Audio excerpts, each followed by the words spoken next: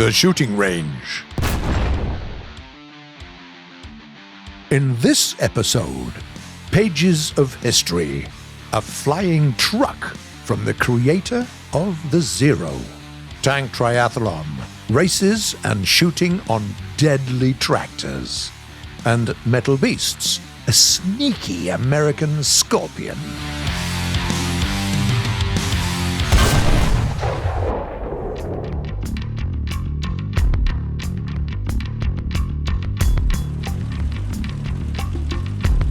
Metal Beasts continues finding new, interesting machines at middle and low ranks. This time we're talking about an American tank destroyer with a battle rating of 6.7, combining lightness and compactness with a surprisingly powerful gun. Meet the M56 Scorpion. This 7-ton machine is armed with a long-barreled 90mm gun capable of elevating from -10 to 15 degrees. The engine and the transmission are installed in the front of the hull, but the crew had no place in it. All 3 tankers are located in the open, directly above the ammo storage of 29 shells. The maneuverability of this machine is beyond praise.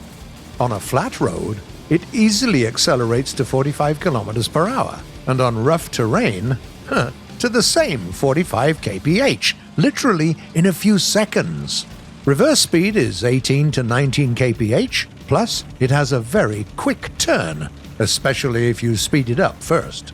As for the armor, well, we often say that certain hulls can protect you from machine gun fire, but nothing beyond that. In this case, it can't protect you from that either. The thickest steel plates here are only 15 millimeters thin, and in some places, this number drops to 10 or even 5 millimeters. And yes, you've also got an open cabin, so the M56 fears any type of enemy ammunition, even the smoke rounds. But it's especially vulnerable under the artillery strikes. The tank destroyer has 6 types of rounds in the arsenal, but your first option will usually be the M82 APCBC shot. Occasionally, a couple of rounds with cumulative effect can come in handy as well. The reload gets down to 7.5 seconds if your crew knows what it's doing, which is an excellent result for a weapon of such caliber. Perhaps the only weapon-related inconvenience is the recoil. Each shot throws your aim ways off, and given the lack of a turret, you have to re-aim using your hull. Given all these features, the optimal tactics are quite obvious. The low silhouette makes it easy to hide the hull, and mobility helps with quick position changes. At the beginning of the battle, you can rush to the center of the map and set an ambush. You have enough penetration to confidently pierce the main targets in their sides and backs. But after the very first shots, the enemy is likely to call for an artillery strike on you, forcing you to leave the position.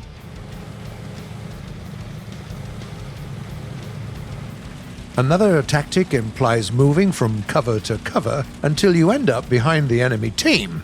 That's when you can start the hunt. That way, you have a vast field for maneuvers in the enemy rear with a lesser risk of getting under an artillery strike. Also, don't forget about your active scouting feature. The team will always need information about the enemy's location. The M56 tank destroyer wasn't called the Scorpion for nothing. Its bites are fatal, and with due precision, you'll have enough poison to get a lot of good frags.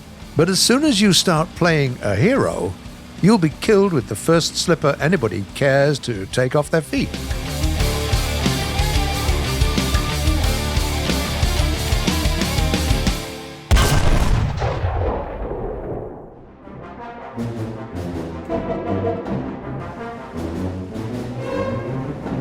When the soon-to-be-famous Zero was only going through its first test flights, there was a serious debate already heating up among naval pilots of the Imperial Navy. Some insisted that the main thing for an aircraft was maneuverability, and you could sacrifice everything else for it. Others remembering the Spanish experience and the triumph of the early Messerschmitt 109s, demanded a high-speed interceptor with powerful weapons. The command, however, reasoned as follows. The finished Zero was to be taken into service, and at the same time, they ordered the development of a coast-based high-speed interceptor, and, you guessed it, we'll be talking about that one right now.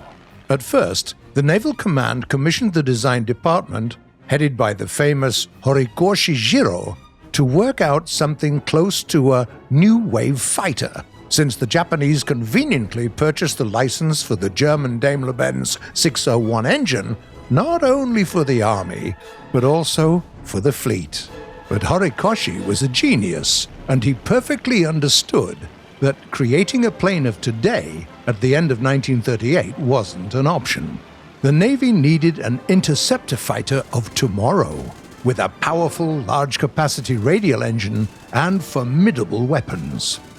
And the designer wasn't alone in this opinion. In the USSR, Nikolai Polikarpov followed the same path with the I-185, and in Germany there was the Kurt tank and his Focke-Wulf 190. But Horikoshi went away further in the pursuit of flight performance. First of all, he set to do something with the cowl's frontal resistance, while his Soviet and German colleagues simply accepted that it's going to be there no matter what they try. The designer moved the engine back, connecting it to the propeller using a long shaft, and implemented forced motor cooling by the engine impeller. And no, he didn't steal this solution from Kurt Tank. He figured it all out on his own. In addition, the machine received a spindle-like fuselage and a laminar profile wing, but with Fowler flaps for good maneuverability and low takeoff and landing speeds. Neither in Germany nor in the USSR could they even dream of anything like that in those days. The resulting aircraft had an unusual and extremely deceptive appearance. This barrel-shaped lump didn't even seem capable of taking off the ground, but it turned out that, on the contrary, the new interceptor, called the Raiden, flew excellently. The only failing thing was the propeller group, and they spent a lot of time polishing its performance. And still, the naval pilots, accustomed to the maneuverable Zero, met the barrel-shaped Raiden without joy. For example, the famous Sakai Saburo said after the war that compared to the Zero, the Raiden flew like a truck. But on the other hand, there were very few who didn't. The combat debut of this aircraft took place in 1944, when the Allied aviation confidently dominated the skies of the Pacific Ocean. And the appearance of even a small amount of Raidens in the Imperial fleet posed an extremely unpleasant surprise to the American pilots. Armed with 4 cannons, heavy-looking but at the same time unexpectedly fast and nimble, they caused a lot of trouble to the Allied Air Command.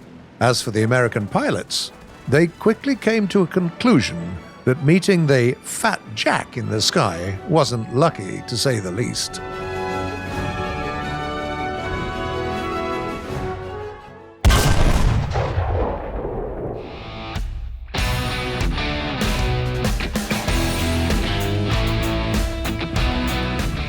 Many countries tried to install a powerful weapon on a tractor chassis. There aren't a lot of these machines in the game, but there are just enough to arrange a contest among them. Meet the tank destroyers based on trucks and artillery tractors. The Americans are represented by the M3 GMC. From the Germans comes the Flak 37, the Soviet crew performs on the Jag-10, and the Japanese and the Italians are using the NATO and the Breda 501 respectively. For the first test, we prepared a track laid through sands and snow to test the driving performance of the participants. The race is on! The American and the Italian crews immediately secure leading positions. Behind them, the NATO and the Jag-10 are lined up, but the German trails behind. It's much heavier than the other participants. In the sands, the situation changes. The NATO breaks into second place, and the third and the fourth are secured by the Italian and the German crews. The M3 is still confidently in the lead, but the Soviet Jag-10 is driving somewhere in the back. In the snow, participants retain their positions. In swampy areas, they visibly slow down, with their speed dropping to between 9 and 10 kilometers an hour. But the order stays the same. And now the finish line is up ahead. The Americans on the M3 GMC cross it first. The Italians catch up with the Japanese thanks to a higher maximum speed and finish second. The NATO and the Flak 37 get the third and fourth places respectively, while the Soviet Jag-10 is the last to crawl to the finish line. Now let's check the survivability. This is an extremely important parameter for tank destroyers with thin armor and lack of speed to quickly change positions. We'll use the T-34 tank to shoot at them. Action! One shot at the driver added by a short burst at the commander, and the M3 GMC is gone. The Japanese NATO survives the first shot at the driver, but the second one, in the machine gunner, does the job, even though our machine gun can't reach the crew. The Italian Breda lives through 2 shots into the main compartment. The German is even sturdier. It survives after 3 shots, and it's well protected from machine gun fire by armor plates. As for the Jag-10, we place it sideways. Why? Well, because the gun can't depress forward, so you usually have to face the enemy with one of its sides anyway. No surprises here. 1 shot at the cabin and a long burst at the crew next to the gun will be quite enough. The final test. The shooting range. We'll take 2 tanks to be our targets, the T-34-85 and the Tiger E. Both machines have to be pierced in the front as quickly as possible. Let's get started. All contestants take only 1 shot to deal with the Soviet tank and move on to the second target. The Italians destroy the heavy tank from the very first penetration and are the first to finish the exercise. The crews of the NATO, the Flak 37 and the Jag-10 needed 2 shots to make it, and the American team, having made several unsuccessful attempts to pierce the Tiger, finally manages to get a ricochet off the mantlet and is the last one to finish the shooting. To summarize, the 3rd place goes to the Japanese NATO tank destroyer. The fully tracked tractor base provided good cross-country ability, and the weapon has enough penetration for its rank. In 2nd place is the German Flak 37. This is the most protected tank destroyer among all participants, and it also has a great weapon. The only letdown is its mobility, which is why this machine isn't placed higher. And finally, the 1st place deservedly goes to the Italian Breda 501. An enviable speed combined with a powerful gun is a formidable argument in any dispute happening on the battlefield. Congratulations to the finalists, and let's move on to answering the questions that you've left in the comments.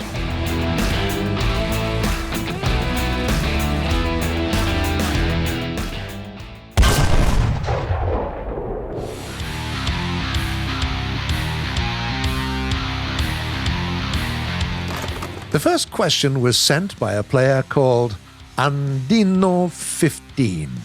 What is the easiest way to make Silver Lions?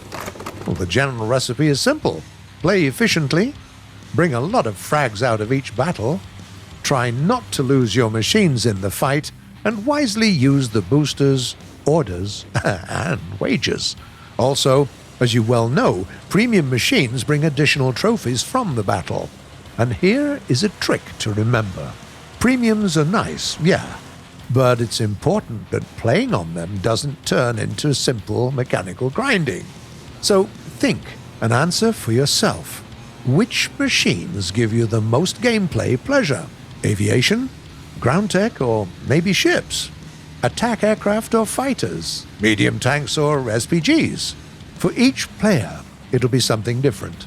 And only when you figure it out, pick up the closest premium analog of that ideal machine for yourself.